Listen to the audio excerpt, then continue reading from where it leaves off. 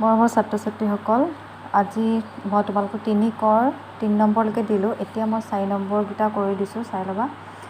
4 নম্বৰটো দিয়া আছে, তলৰ হৰণফলবোৰ উলিওৱা আৰু প্ৰতি ক্ষেত্ৰত ভাজ্য, সমান, ভাজক, পূৰণ, ভাগফল, যোগ, ভাগশেষ সম্পৰ্কটো সত্যাপন কৰা। মই তোমালোকক দিছিলোঁ যে ভাজ্য, ভাগফল, ভাগশেষৰ যিটো সম্পৰ্ক আছিলে সেই সম্পৰ্কটো আমাক কি কৰিব কৈছে, সত্যাপন কৰিব কৈছে। এতিয়া প্ৰথমতে তোমালোকক কটোকে মই কৰি দিছোঁ। কটো আছে 4379 আমাক কিহেৰে হৰণ কৰিব দিছে, 52 হৰণ কৰি আমাৰ সেই সম্পৰ্কটো সত্যাপন কৰিব দিছে। এইটো হৰণটো চবেই কৰিব, মই আগতে দেখাইছোঁৱেই। 52 4079 কেইবাৰ হৰণ গ'ল, 84 বাৰ হৰণ গ'ল আৰু কিমান থাকিলে বাকী, ইয়াত 11 থাকিলে। ইয়াত এতিয়া ভাজ্য কোনটো, ভাজ্য হ'ব 4379, ভাজক হ'ব 52, ভাগফল হ'ব 84 আৰু ভাগশেষ কিমান হ'ব 11। এতিয়া আমি আগতে পাইছোঁ যে আমি আগতে পোৱা সূত্ৰটো কি আছিলে, ভাজ্য সমান ভাজক পূৰণ ভাগফল যোগ ভাগশেষ।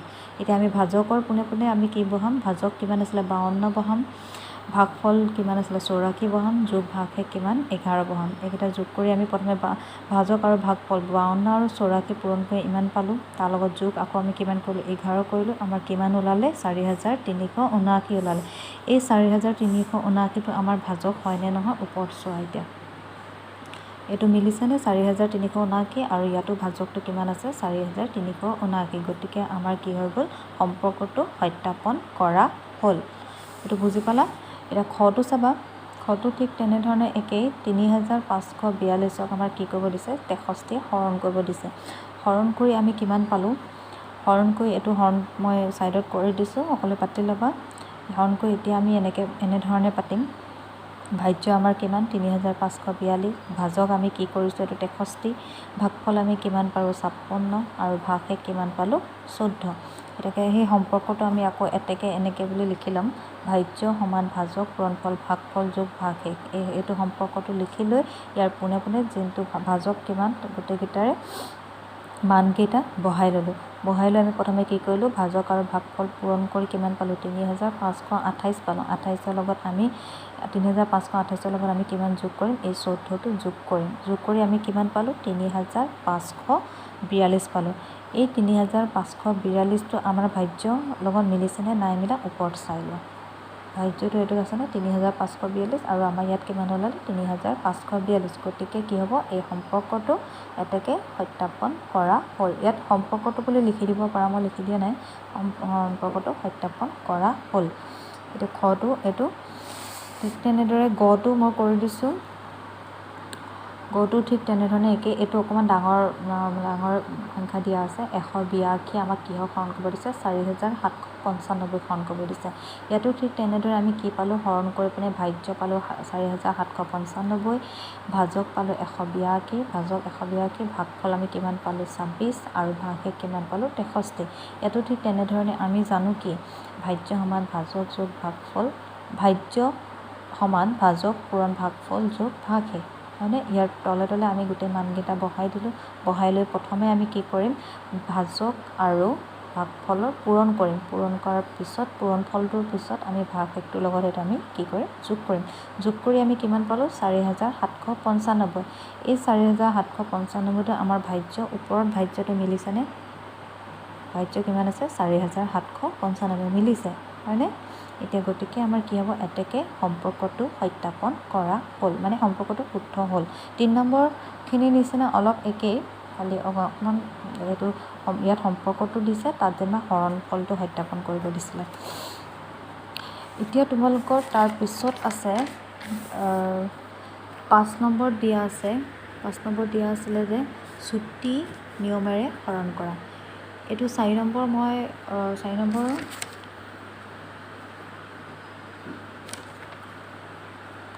নম্বৰ মই গলৈকে কৰি দিলোঁ, তোমালোকে ঘটো নিজে কৰি পিনে মোক দেখাবা। এতিয়া চুটি নিয়মেৰে হৰণটো চোৱা, আমি হৰণ যেনেধৰণে কৰিছিলোঁ তেনেধৰণে আমি পাতিব নালাগে। আমি এনেই হৰণটো আমি কেনেধৰণে কৰিছিলোঁ, এনেকৈ কৰিছিলোঁ, হয়নে। সাধাৰণ হৰণটো আমি এনেধৰণে কৰিছিলোঁ, কিন্তু চুটি নিয়মে হৰণটো আমি কি কৰিম, বেলেগ ধৰণে কৰিম।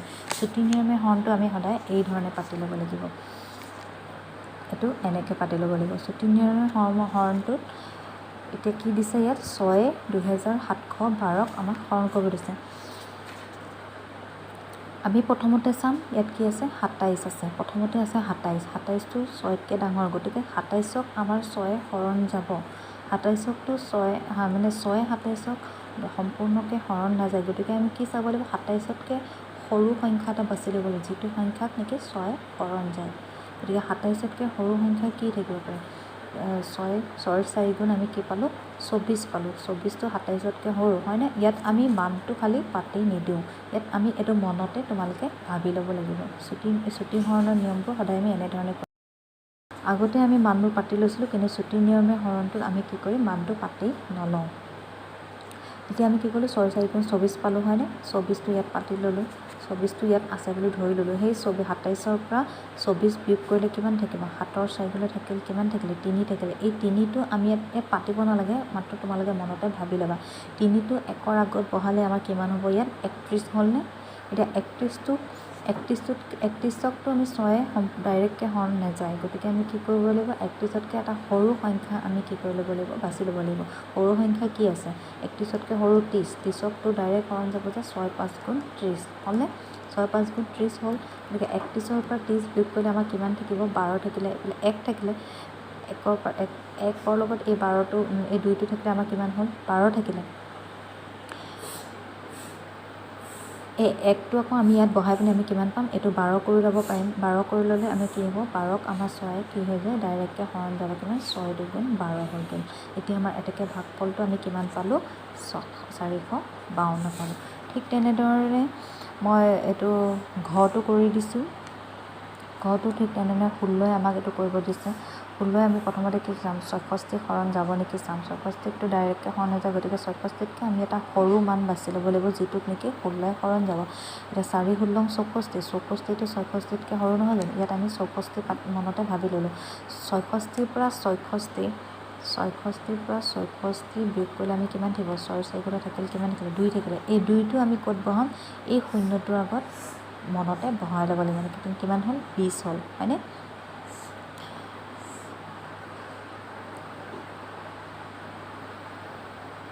বিছ হ'ল। এতিয়া 16ই 20ক যাব জানো? গতিকে আমি 20তকৈ সৰু মান এটা বাছি ল'ব লাগিব। আমি কিমান দিম? 16 গুণ 16 দিলোঁ। এই 20 যে থাকিলে 16 গুণ 16 আমি ইয়াত বহালোঁ, কিমান থাকিলে? 6ৰ 4 গ'ল। এতিয়া চোৱা এই 64 আমি এডোখৰলৈকে 16ই আমি 64 ডাইৰেক্ট হৰণ নাযায়, কাৰণ আমি কি কৰিব লাগিব 64তকৈ এটা সৰু মান আমি ধৰি ল'ব লাগিব।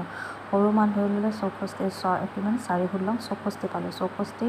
64ৰ পৰা 64 এই ছাইডত মই বিয়োগ কৰি দেখাই দিছোঁ। বিয়োগ কৰি আমি কিমান পালোঁ? 2 পালোঁ। এই 2টো আকৌ আমি কি কৰিম? এই শূন্যটোৰ আগত বহাই চাম। বহাই চালে আমাৰ কি হ'ব? এইটো 20 হ'ব। 16টো 20ক হৰণ নাযায়, গতিকে আমাৰ কি হ'ব? 20তকৈ এটা সৰু মান আমি ধৰি ল'ম। কিমান পালোঁ? 16 গুণ 16 দিলোঁ। 16 গুণ 16 দিয়াৰ পিছত 20ৰ পৰা 16 আমি বিয়োগ কৰিলোঁ। 20ৰ পৰা 16 বিয়োগ কৰিলে কিমান থাকিব? 4 থাকিব। সেই 4টো আকৌ এই 3ৰ আগত বহাই আমি এইটো কিমান পালোঁ? 43 পালোঁ। 43কটো 16ই হৰণ নাযায়, গতিকে আমি 43তকৈ সৰু মান কি পাম? 16 16 2 16 32 3 16 48, 48 হ'লে বেছি ডাঙৰ হৈ যাব, গতিকে আমি কেইবাৰ দিম? দুবাৰ দিলোঁ। দুবাৰ দিয়াৰ পিছত কিমান পালোঁ? 2 16 32, 32 এই 43টো ইয়াত বহালোঁ, ইয়াত আমি 32 দিলোঁ। 32 দিলে আমাৰ কিমান থাকিলে? 11 থাকিলে। 11ক আকৌ আমি বেলেগ ধৰণে হৰণ কৰিব নোৱাৰোঁ। এতিয়া আমাৰ বাকী কিমান থাকিলে? 11 থাকিলে হয়নে? এইটো বাকী কিমান থাকিলে? 11। এইটো মাত্ৰ ইয়াত থকা মানকেইটা তোমালোকে মনতে ধৰি এনেধৰণে হৰণ কৰি যাব লাগিব। এতিয়া আমি ভাগফল কিমান পালোঁ? 412 আৰু ভাগশেষ কিমান পালোঁ? 11। বুজি পালা? আৰু এটা মই দেখাই দিছোঁ, এইটো চোৱা, এইটো খটো দেখাই দিছোঁ। এইটো 8ৰে তোমালোকক কিহৰ হৰণ কৰিব দিছে? 6968 দিছে 8ৰেতো 6ক আমি চিংগুলকৈ হৰণ কৰিব নোৱাৰোঁ, অকলশৰে হৰণ কৰিব নোৱাৰোঁ, গতিকে আমি কি কৰিম? 69ৰ লগত 69ক যাব নেকি হৰণ চাওঁ। 8ৰে 69ক ডাইৰেক্টকৈ হৰণ নাযায়, গতিকে আমি 69তকৈ সৰু সংখ্যা এটা ধৰিব লাগিব। সৰু সংখ্যা ধৰিলে আমি কিমান পাম? 8 8 গুণ 64 পালোঁ হয়নে? 64টো এই 69ৰ তলত বহাই আমি বিয়োগ কৰিলোঁ। বিয়োগ কৰিলে কি কৰিব? 9ৰ 4 থাকিল 5 থাকিলে। এই 5টো আকৌ আমি ইয়াত আছে বুলি মনতে ভাবি ল'লোঁ। 6টোৰ আগত 5 হ'লে আমাৰ কিমান হ'ব? 56 হ'ব। 56 হ'লে আমাৰ 8ে 56ক সম্পূৰ্ণকৈ যায় কিমান? 8 7 গুণ 56 হ'লনে? এইটো পূৰা মিলি গ'ল। 8 × 7 = 56। ইয়াত আকৌ কিমান থাকিলে 8 থাকিলে। 8ক আকৌ আমাৰ কি হৈ যাব 8ক কিমান বাৰ যাব 8 × 8। সেইটো সম্পূৰ্ণকৈ ইয়াত মিলি গ'ল। ইয়াত কোনো ভাগশেষ নাই। গতিকে ইয়াত ভাগফল কিমান হ'ল 871 হ'ল। এইটো ঠিক তেনেধৰণে একেই 12 প্ৰথমতে আমাৰ কিমান পালোঁ 28 পালোঁ। 28ক কিমান বাৰ 28ক যাব জানো 12 × 12 2 বাৰ 24 3 বাৰ 34 34 হ'লে ডাঙৰ হৈ যাব। গতিকে দুবাৰ দিলোঁ 2 বাৰ 24 হ'ল। 24টো আমি 28ৰ তলত বহাই বিয়োগ কৰি চালোঁ 8ৰ জেগালৈ থাকিল কিমান থাকিলে ইয়াত থাকিলে 4 থাকিলে 42 হ'ল। এতিয়া 12 × 12 2 বাৰ 34 3 বাৰ 48 হৈ যাব 3 বাৰ 36 3 বাৰ 36। তেতিয়া আমি 42ৰ পৰা 36টো আমি বিয়োগ কৰি চাম। 42ৰ পৰা আমি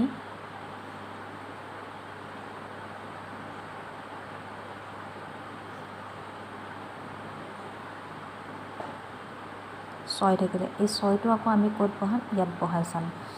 তেতিয়া তোমাৰ কি হ'ব ইয়াত 67 হ'লগৈ। 67 হ'লে 67ক 12ই সম্পূৰ্ণকৈ হৰণ নাযায়। গতিকে আমি 67তকৈ সৰু এটা সংখ্যা ধৰিব লাগিব। সৰু সংখ্যা ধৰিবলৈ গ'লে আমি 12 ঘন এটা গালি কিমান পালোঁ 5 বাৰ 60 পালোঁ।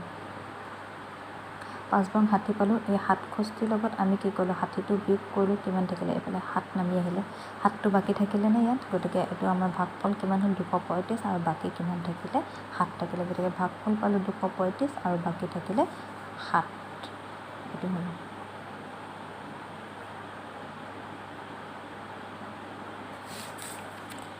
এইটো মই 5 নম্বৰ কৰি দিলোঁ।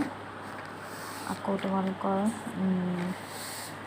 6 নম্বৰটো তোমালোকক এনেকৈ ধৰণে দিছে। 6 নম্বৰটো দিছে যে ভাগফল আৰু ভাগশেষ উলিয়াব দিছে। ভাগফল আৰু ভাগশেষ উলিয়াব দিছে। ইয়াত হৰণ কৰিব দিছে। ইয়াত অংককেইটা চাবা ইয়াত দিছে 10ৰে হৰণ কৰিব দিছে। ভাগফল আৰু ভাগশেষ উলিয়াবটো সাধাৰণ আমি যেনেধৰণে হৰণ কৰিছোঁ তেনেধৰণে আমি উলিয়াব লাগিব। ইয়াত মই হৰণ কৰি দেখাই দিছোঁ চোৱা। ইয়াত অকল ভাগফল আৰু ভাগশেষটো আমাক কিন্তু দেখুৱাব লাগিব। এইটো 10ে 3479 কিমান বাৰ গ'ল প্ৰথমে আমি 3 বাৰ দিলোঁ। তাৰপিছত এইটো 47 নামি আহিলে 47ক আমি এতিয়া 4 বাৰ দিলোঁ 40 হ'ল। আমাৰ বাকী ইয়াত কিমান থাকিলেগৈ 9 থাকিলেগৈ। ভাগফল কিমান হ'ল 347 আৰু ভাগশেষ কিমান হ'ল 9। এটা কথা মন কৰিবা আমি এটা কথা জানি থওঁ। ইয়াতে মই লিখি দিছোঁ সকলোৱে এইটো কথা চাবা লিখি ল'বা বহীত।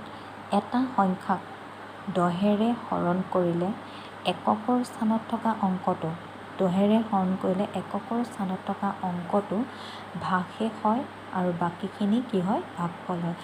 10ৰে হৰণ কৰিলে এককৰ স্থানত আমাৰ কি আছে 9 আছেনে। এককৰ স্থানত থকা অংকটো সদায় কি হয় বুলি কৈছে ভাগশেষ হয় বুলি কৈছে। ইয়াত 9টো ভাগশেষ হ'লগৈনে এই 9টো আৰু বাকীখিনি মানে কি এই 9টোৰ বাহিৰে এই বাকীখিনি আমাৰ কি হয়গৈ বুলি কৈছে ভাগফল হয়গৈ বুলি কৈছে। এইটো মানে হৰণ নকৰিলেও আমি মুখতে কিছুমান উলিয়াব পাৰোঁ। কেতিয়াবা তোমালোকক পৰীক্ষাত 1 নম্বৰৰ প্ৰশ্ন হিচাপে দিব পাৰে। তেতিয়া তোমালোকক যদি এনেকৈ কৰিবলৈ নিদি অকল ডাইৰেক্টকৈ লিখিব দিয়ে তেতিয়া এই বস্তুটো মনত ৰখাব লাগিব। এটা সংখ্যাক 10ৰে হৰণ কৰিলে তাৰ এককৰ স্থানত থকা অংকটো ভাগশেষ হয়। এককৰ স্থানত থকা অংকটো ভাগশেষ আৰু বাকীখিনি কি হয় ভাগফল হয়। বুজি পালা। এতিয়া এইটো 10ৰে হৰণ কৰা দেখালোঁ। এতিয়া পিছৰটো মই 100ৰে হৰণ কৰা এটা দেখাই দিছোঁ। ঠিক তেনেদৰে 100ৰে হৰণ কৰাটো আমাক কি দিছে এটা সংখ্যাক 100ৰে হৰণ কৰিলে একেবাৰে সোঁফালৰ অংক দুটাই গঠন কৰা সংখ্যাটো ভাগশেষ হ'ব আৰু বাকীখিনি ভাগফল হ'ব। সোঁফালৰ অংক দুটাই গঠন কৰা সোঁফালৰ আমাৰ কি আছে এই দুটা সোঁফালৰ হয়নে 6 আৰু 8 6 আৰু 8টো সদায় কি হয় বুলি কৈছে ভাগশেষ হ'ব। ইয়াত ভাগশেষ ওলালেনে 86টো আৰু আমাৰ বাকীটো আমাৰ কি হয় বুলি কৈছে বাকীখিনি আমাৰ কি হয় ভাগফল। বাকীখিনি মানে কি 86 বাহিৰে ইয়াত কিমান থাকিলে 3 থাকিলে 3টো আমি কিমান পালোঁ ভাগফল পালোঁ। এইটো মানে কৰি নেদেখালোঁ। এইটো যদি তোমালোকে মনত ৰাখা তেতিয়াহ'লে এইটো মুখতে উলিয়াব পাৰিবা।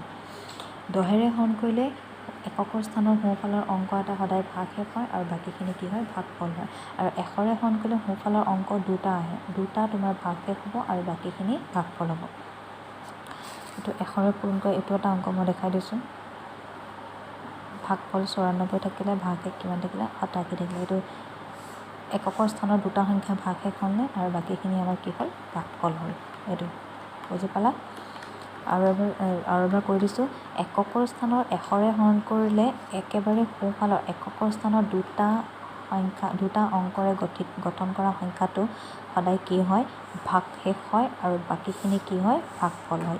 এইটো 94 ভাগফল হ'ল আৰু ভাগশেষটো কি হ'ল 87 হ'ল। এতিয়া ঠিক তেনেদৰে আৰু এটা আছে 1000 হৰণ কৰিলে আমাৰ কি হয়। 1000 হৰণ কৰিলে আমাৰ 100 হৰণ কৰিলে যেনেধৰণে পাইছিলোঁ এটা সংখ্যাক 1000 হৰণ কৰিলে একেবাৰে সোঁফালৰ অংক তিনিটাই হ'ব ভাগশেষ। সোঁফালৰ অংক তিনিটাই আমাৰ কি হ'ল এইটো আমি পূৰণ কৰি আমি কি সোঁফালৰ অংক তিনিটাই হ'ব ভাগশেষ আৰু বাকীখিনি কি হ'ব বুলি কৈছে ভাগফল।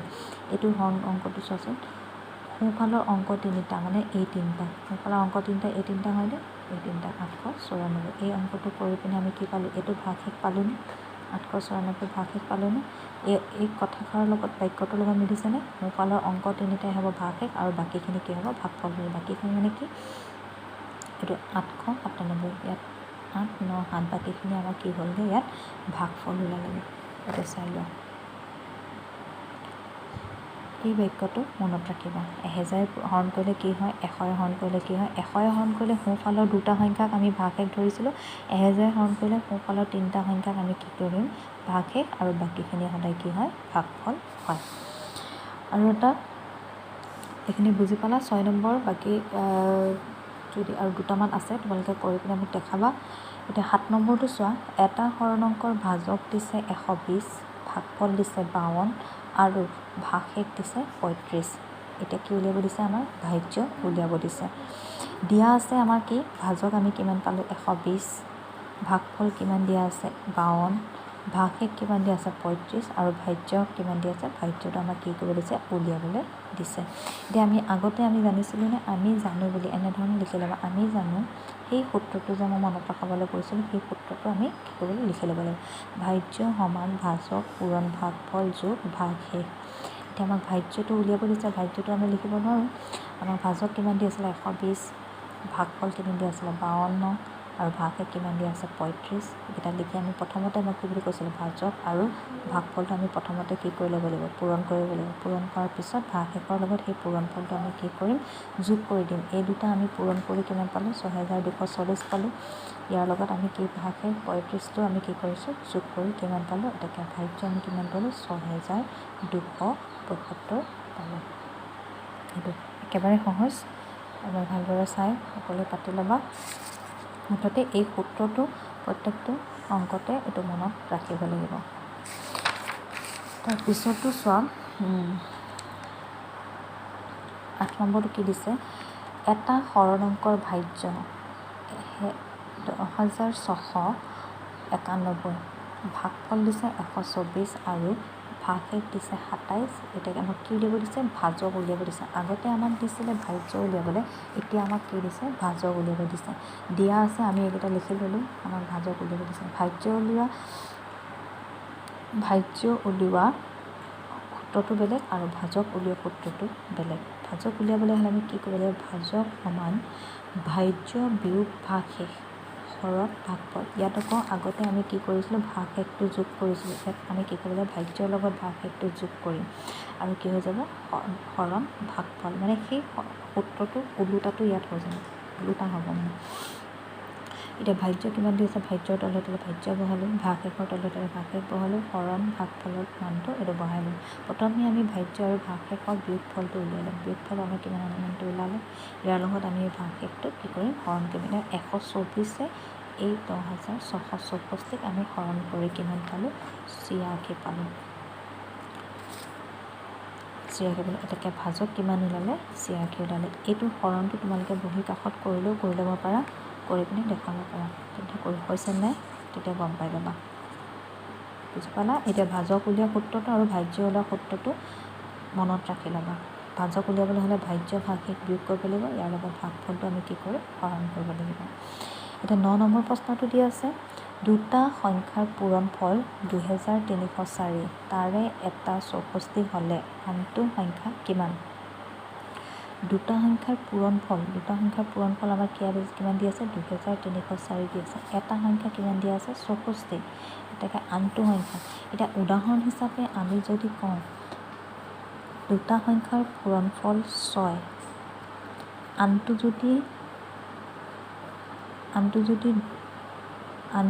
2 হয় তেনেহ'লে সংখ্যাটো কিমান হ'ব 2 আমি সেই 6টোক আমি কি কৰিব লাগিব পূৰণফল মানে এই 6টোক আমি কি কৰিব লাগিব হৰণ কৰিব লাগিব হৰণ কৰিবলৈ হ'লে 2 6 হৰণ কৰিলে কেইবাৰ যাব 3বাৰ যাব নাই গতিকে আমি সেইটো এই উদাহৰণটো চাই এই উদাহৰণটো দেখাই মই তোমালোকক কৈছোঁ দুটা সংখ্যাৰ পূৰণফল 6 ইয়াত 6 দিয়া আছিলে এটা সংখ্যা 2 গতিকে আনটো সংখ্যা কিমান হ'ব আনটো সংখ্যা বুলি কওঁতে আমি 2 6টোক কি কৰিছোঁ হৰণ কৰিছোঁ নে নাই ঠিক তেনেধৰণে এইটো এনেধৰণে কৰিম দুটা সংখ্যাৰ পূৰণফল দি আছে ইমান এটা সংখ্যা দি আছে 64 গতিকে আনটো সংখ্যা উলিয়াবলৈ হ'লে আমি কি কৰিম সেই এটা সংখ্যাটোৰে দুটা পূৰণফলটোক আমি কি কৰিম সদায় হৰণ কৰি দেখুৱাব লাগিব হৰণ কৰিলে আমি কি পাম আনটো সংখ্যাটো পাই যাম 64 2304 হৰণ কৰিম হৰণটো তোমালোকে ছাইডত পাতি ল'বা মই পাতি দিয়া নাই ইয়াত কিমান ওলালে এনচাৰ 36 গতিকে আনটো সংখ্যা আমাৰ কিমান ওলালে 36 হৰণটো কিন্তু তোমালোকে ছাইডত কৰি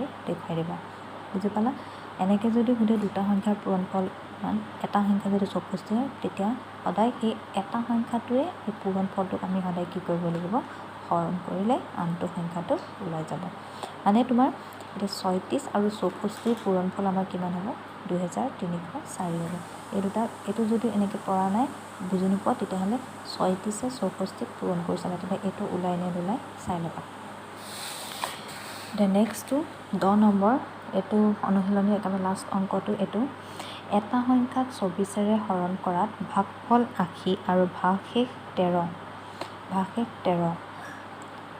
পোৱা গ'ল সংখ্যাটো কি এটা সংখ্যাক 24ৰে হৰণ কৰাত আমি যিটো সংখ্যাই হৰণ কৰোঁ সেইটোক মই সদায় কি বুলি কৈছিলোঁ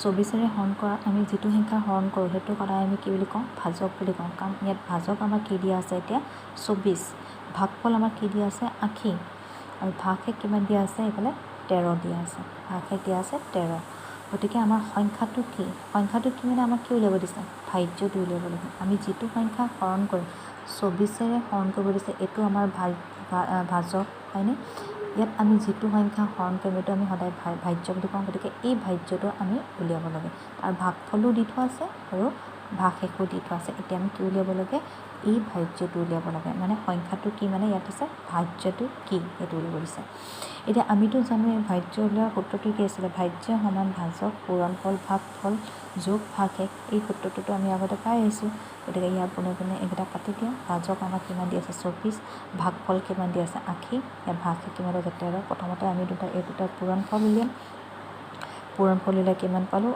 1920 পালোঁ ইয়াৰ লগত আমি কি কৰিম 13 যোগ কৰিম যোগ কৰাৰ পিছত আমি কিমান পালোঁ 1933 গতিকে এতেকে সংখ্যাটো মানে ভাজ্যটো আমি কিমান পালোঁ 1933 যদি তোমালোকে বুজি নোপোৱা এই 1933ক 24ৰে হৰণ কৰি চাবাচোন এই ভাগফলটো ওলাই নে নোলাই চাবা এই ভাগফল আৰু ভাগশেষটো 13 ওলাই নে নোলাই কৰি চাবা কৰি চালে তেতিয়া ইয়াতে সত্যমানটো মানে পৰীক্ষাটো শুদ্ধ হয় নে নহয় হৰণ কৰাটো ভাজ্যটো উলিওৱাটো শুদ্ধ হ'বনে নহয় এইটো গম পাই যাবা 24 এইটো পূৰণ কৰি চালে ওলাই যাব মানে 24ৰে হৰণ কৰাত ভাগফল হৰণ কৰা আমি যিটোৱে হৰণ কৰোঁ সেইটোক আমি ভাজক বুলি ধৰোঁ নাই যিটো হৰণ কৰোঁ যিটো সংখ্যা হৰণ কৰোঁ সেইটোক আমি সদায় কি ধৰোঁ ভাজ্য বুলি কওঁ গতিকে আমাৰ ইয়াত ভাজ্যটো উলিয়াব দিছে এইটো সূত্ৰ পাতি এইটো আমি ওলাই গ'ল আৰু বাকী থকা 6 নম্বৰ দুটামান আছে 5 নম্বৰ এটা আছে হয়তো এইকেইটা কৰিবা ভিডিঅ'টো ভালদৰে চাবা কিবা বুজি নাপালে মোক ক'বা কিন্তু প্ৰত্যেকেই মোক বাকী অংককেইটা কৰি দেখুৱাবা দেই তাৰপিছত মই অনুশীলনী 3 আছে সেইখিনি বুজাব লাগিব এতিয়া প্ৰথমতে তোমালোকে এইখিনি কৰি মোক দেখাবা কিবা যদি বুজি নাই পোৱা মোক ক'বা ঠিক আছে